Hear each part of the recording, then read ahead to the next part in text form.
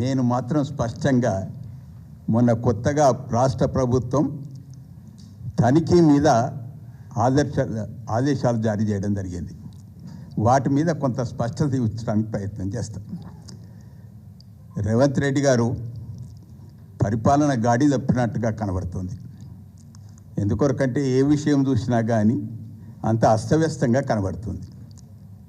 ఇవాళ సుమారు రాష్ట్రంలో 24,000 పాఠశాలలు ఉన్నాయి. 1,06,000 మంది ఉపాధ్యాయులు పనిచేస్తున్నారు. ఈ పాఠశాలలను తనిఖీ చేయడానికి ఇప్పటికే మండల స్థాయిలో మండల విద్యాధికారి, అదేవిధంగా మండల్ రిసోర్స్ పర్సన్ అనేటువంటి వాళ్ళు ఇద్దరిని కూడా నియామకం చేసినాం. అంతేకాకుండా గజిటెడ్ ప్రధానోపాధ్యాయుడు ఎవరైతున్నారో, సీనియర్ మోస్ట్ గజిటెడ్ ప్రధానోపాధ్యాయుడు ఆ మండలంలో ఉండేటువంటి ఒక పాఠశాలను తనిఖీ చేసి కేవలం ఉన్నత పాఠశాలలు మాత్రమే, ఎందుకంటే మండల్ రిసోర్స్ పర్సన్ అండ్ మండల విద్యాధికారి ఇద్దరు కూడా ప్రాథమిక పాఠశాల పర్యవేక్షణ చేస్తారు. ఈయన మాత్రం సీనియర్ గజిటెడ్ హెడ్ మాస్టర్ అన్ని హై స్కూల్ మండలంలో ఉండేటువంటి ఒక హై స్కూళ్ళను పర్యవేక్షణ చేస్తాడు. ఈ వ్యవస్థ కాకుండా కొత్తగా ఆదేశాలు ఏమిటంటే స్కూల్ అసిస్టెంట్ అజమాయిష్ చేయాలనేటువంటి ఒక మాట తీసుకొస్తుండు. స్కూల్ అసిస్టెంట్ అని అంటే ఆయన సబ్జెక్టుకు సంబంధించినటువంటి టీచర్, ఒక mathematics school assistant, science teacher, social studies teacher, Hindi teacher, English teacher, Telugu teacher, వారి సబ్జెక్టు మీద లక్ష్యాత్మకమైనటువంటి ఒక బోధన సాగించడానికి వాటిని అన్నిటి కూడా ప్రిపేర్ కావాలి. ఆ విధంగా చేస్తేనే సరి అయినటువంటి ఒక బోధన జరిగేటువంటి ఒక అవకాశం ఉంటుంది. ఆయనను తీసుకుపోయి మీరు పాఠశాలలు పర్యవేక్షణ చేయమంటే 2,000 మంది స్కూల్ అసిస్టెంట్లు కూడా వారి సబ్జెక్ట్ టీచర్సు పిల్లలకి ఎంత అన్యాయం జరుగుతుందో ఒకసారి గమనించమని మా రేవంత్ రెడ్డి గారిని కోరుతున్నాం.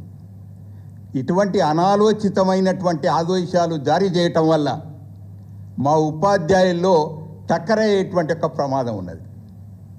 ఏ ఉపాధ్యాయున్ని పర్యవేక్షణాధికారిగా నియామకం చేస్తారు, ఏ పద్ధతిని అనుభవిస్తారు అనేటువంటి ఒక సరి అయినటువంటి మార్గదర్శకాలు లేకుండా ఇష్టం వచ్చినట్టుగా ఆదేశాలు జారీ చేయడం సరైనది కాదు. ఇప్పటికైనా రాష్ట్ర ప్రభుత్వానికి విజ్ఞప్తి చేస్తున్నాం, డిమాండ్ చేస్తున్నాం, తనిఖీ వ్యవస్థ ఏదైతున్నదో దాన్ని పటిష్టం చేయాలి. 25 ఏండ్ల ఉప విద్యాధికారులు లేరు. ఉన్నత పాఠశాలను పర్యవేక్షణ చేసేది అంటే ఎమర్జెన్సీగా ఉండేటువంటి వచ్చేటువంటి ఉప విద్యాధికారి రావటం లేదు. అసలు లేరు ఉప విద్యాధికారులు. ఎవరైతే అక్కడక్కడ ఏపీపీఎస్సీ ద్వారా అపాయింట్ అయినరో వారు మాత్రమే ఇవాళ డిఈఓలుగా బాధ్యతలు నిర్వహించే పరిస్థితి వచ్చింది. డిప్యూటీ డిఈఓలు లేరు, పర్యవేక్షణ లేదు. ఉన్నటువంటి వాళ్ళంతా కూడా ప్రైవేటు పాఠశాలల మీదే కేంద్రీకృతం చేస్తున్నారు తప్ప, ఎందుకంటే అక్కడికి పోతే ఏదో రకమైనటువంటి ఒక పరిస్థితి ఉంటుంది. అందుకొరకే ఈ పటిష్టత లేకపోవటం వల్ల పాఠశాలలో విద్యా బోధన సక్రమంగా జరుగుతలేదు, అటు ప్రైవేటు పాఠశాల సక్రమంగా నడచలేదు అనేటువంటి ఒక మాట తెలుస్తుంది.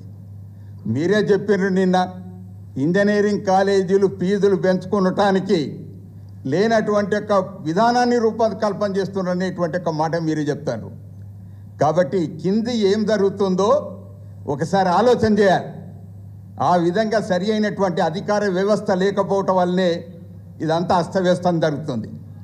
కాబట్టి ఇప్పటికైనా మరి ఏదో విద్యా కమిషన్ వస్తుంది, ఈ సంవత్సరం నుంచి విద్యా కమిషన్ అమలు అవుతుంది అనేటువంటి ఒక మాట మాకు ఉంటూ వచ్చిండే.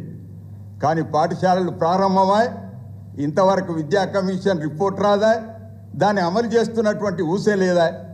అటు కేంద్ర ప్రభుత్వ పాఠశాలలేమో వాళ్ళందరూ కూడా గతంలో 22 నుంచి ఇప్పటి వరకు నూతన విద్యా విధానం అమల్లోకి వస్తే మనకు మాత్రం ఇంతవరకు విద్యా విధానం అమల్లోకి రాలేదు.